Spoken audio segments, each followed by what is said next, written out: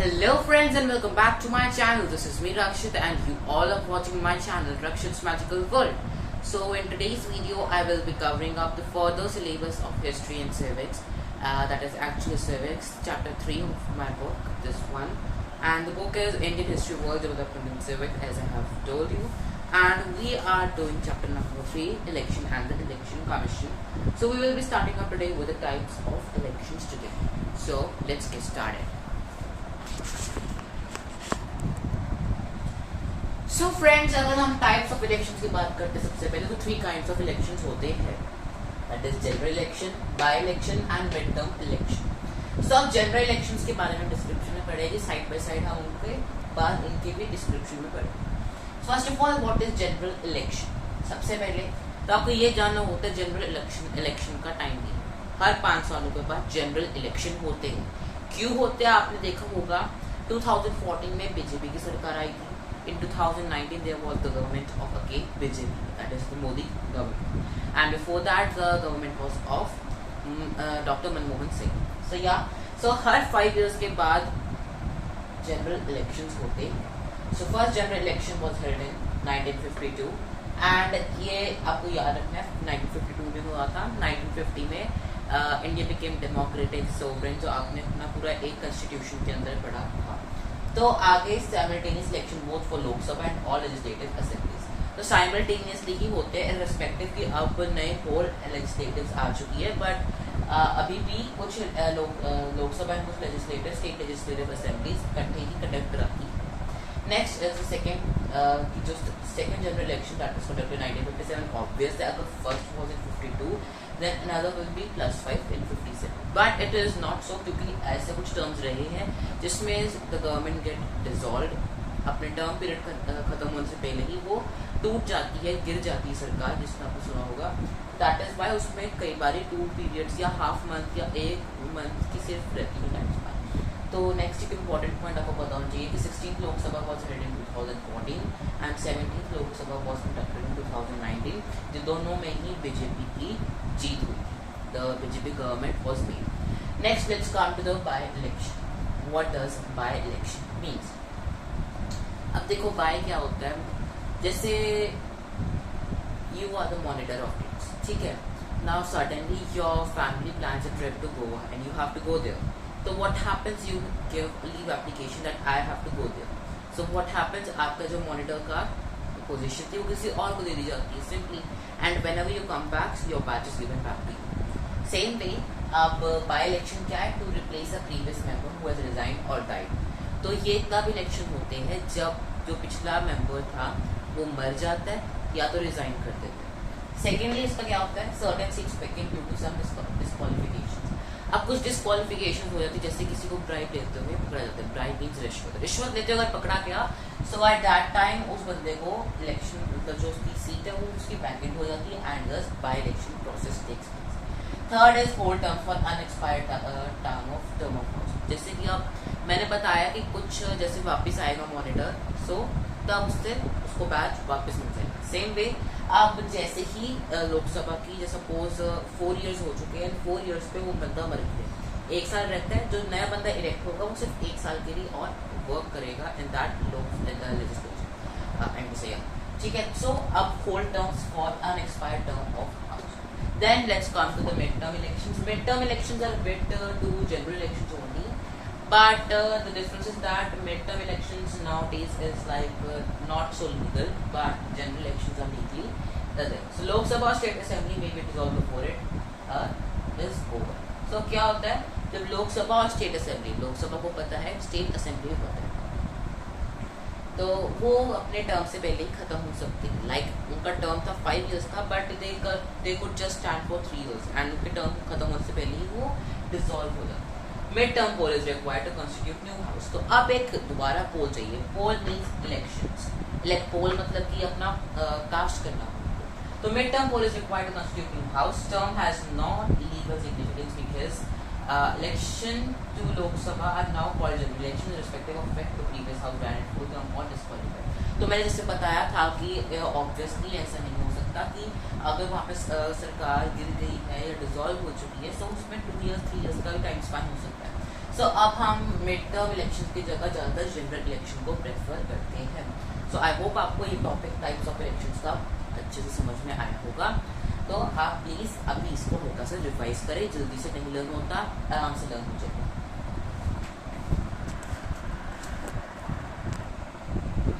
अब आगे हम पढ़ेंगे काइंड्स ऑफ इलेक्शंस। तो काइंड्स ऑफ इलेक्शन और टाइप्स ऑफ इलेक्शन में फर्क है, तो कंफ्यूज मत होना। टाइप्स ऑफ इलेक्शंस अलग है, काइंड्स ऑफ इलेक्शन अलग है। तो अब काइंड्स ऑफ इलेक्शन, काइंड्स होते हैं दो, टाइप्स होती है तीन, ठीक है। काइंड्स ऑफ इलेक्शन क्या है? Direct election and indirect election, दो टाइप के ये काइंड इलेक्शंस है। Kinds of election, election in which voters directly choose their representatives to legislature. अब इसमें क्या होता है? People go themselves to vote. जैसे अगर हम जनरल इलेक्शंस की बात करें तो वो डायरेक्ट इलेक्शन का ही एक पार्ट। कैसे? हम लोग खुद जाते हैं, I mean to say the persons who are 18 above old, they go themselves to vote, ठीक है। मैं डू नॉट इलेक्ट इंटरमीडिएट्स, ऐसा नहीं है कि कोई इंटरमीडिएट आता है। इंटरमीडिएट अब क्या है? ये देखिए, ये जैसे हम लोग है, बी पीपल आते हैं, ठीक है। उसमें हम पहले इधर 4-5 कैंडिडेट्स है, इनमें से हम किसी एक को सिलेक्ट करते हैं एंड आगे अलग अलग कॉन्स्टिट्यूएंसीज के जो पर्सन होते हैं वो एक और पर्सन को सिलेक्ट करते हैं फाइनली। तो वो जो बीच में ये पीपल आते हैं इनको इंटरमीडिएट्स कहते हैं। क्लियर? नेक्स्टली यहाँ पे अगर बात करें इनडायरेक्ट में, elections in which voters don't elect their representatives directly but through intermediates. तो वो लोग खुद नहीं चाहते वोट डाले उनको, बट अपने एक इंटरमीडिएट भेजते। तो उन लोगों ने पहले इनको वोट डाल दिया बहुत पहले, एंड ये जो इलेक्टेड पीपल है they go themselves to vote the other people's person. So अब अगर हम डायरेक्ट इलेक्शन की बात करें तो Lok Sabha and state legislative assemblies and local bodies सारी ऐसे होती है। तो लोकसभा को पता ही है, जिसको हम और कुछ हिंदी में अगर कहें तो इसको हम लोग क्या कहते हैं? तो आई थिंक इसको एक सदन है, it is a part of parliament. I don't get the name in Hindi right now. So it is the member of Lok Sabha, state legislative assemblies and local bodies. Local bodies कैसी होती है? म्यूनिसिपल कॉर्पोरेशन, वो हम लोग खुद जाके वोट डालते हैं। Recently in my city recently MC elections को हेल्ड, तो उसमें भी हम लोग खुद गए। देन इनडायरेक्ट में Rajya Sabha, state legislative council, president and vice president, ये सारे भी इनडायरेक्टली चूज किए जाते हैं। Then voters are usually large in number indirect, अब इसमें छोटे नंबर की होती है। तो क्यों होता है ऐसे? Because the population of people, common people is more always than the population of the elected persons. क्यों होता है? क्योंकि हम में से कुछ छांट के बंदे इलेक्ट किए जाते हैं, तो उनका ऑफकोर्स जो पॉपुलेशन है उनका ऑफकोर्स जो भी है that is lesser than the population of us. That is why हम लोगों की पॉपुलेशन ज़्यादा होने की वजह से we persons are more in number, whereas in indirect जो वोटर्स होते हैं that are usually less in number. Then अगर आगे हम बात करते हैं काइंड्स ऑफ इलेक्शंस के आगे, तो लेजिस्लेटिव काउंसिल और विधानसभा। तो हमने यहाँ पढ़ी थी स्टेट लेजिस्लेटिव काउंसिल, तो उसका भी आगे हम पढ़ेंगे। तो अभी at present if we talk about Andhra Pradesh, Bihar, Karnataka, Telangana, Maharashtra, UP and Jammu and Kashmir, right now these states have their own legislative council also. Vidhan Sabha भी है, विधान परिषद भी है, ठीक है। अब legislative assembly that is Vidhan Sabha.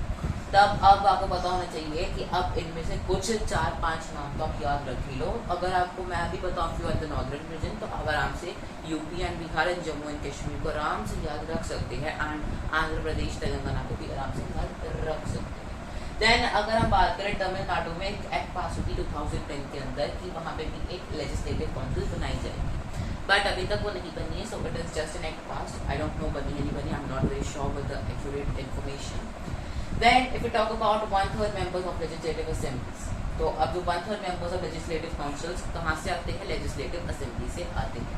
Then another 1/3 members of elected members of local bodies, तो अगले MC के जो elected members है वो 1/3 एरिया ऑक्यूपाई करते हैं।